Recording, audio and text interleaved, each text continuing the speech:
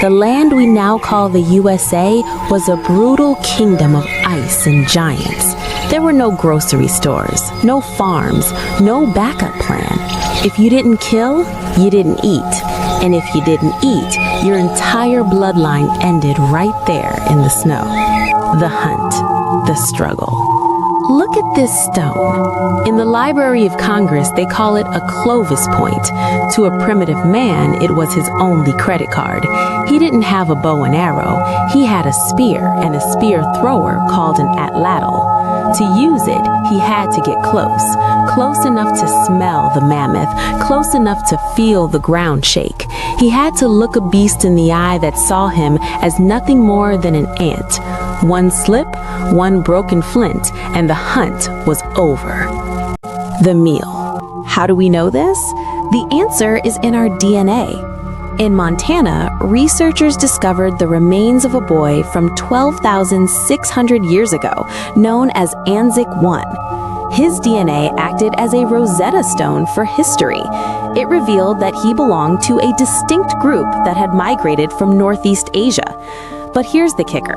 His genetic markers are present in roughly 80% of all modern indigenous populations across the Americas.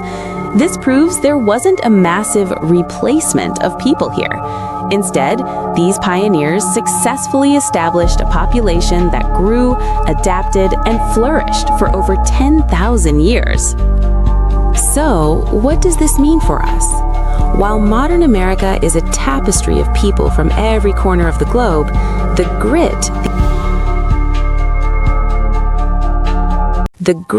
these early people possessed is the universal human story. Natural selection is a ruthless editor. It keeps what works. The adaptability, the physical resilience, and the cognitive ability to thrive in a shifting climate.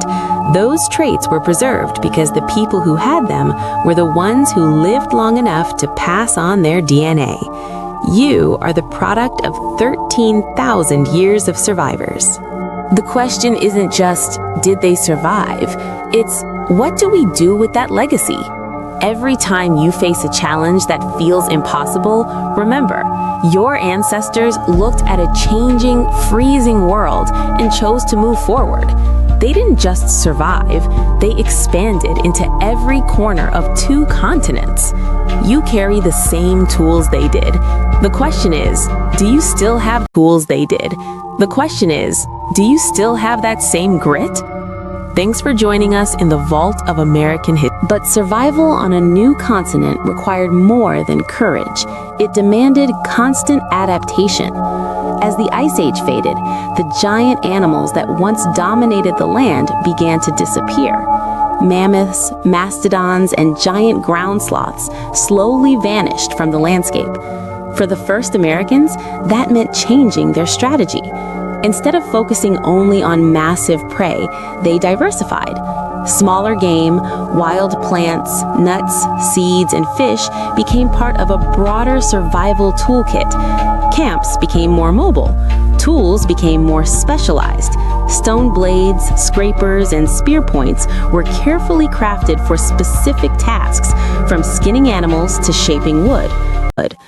What we see in the archaeological record isn't the story of a struggling people, it's the story of innovators, communities that constantly adjusted to a shifting world. And that ability to adapt would shape the next chapter of human history in the Americas.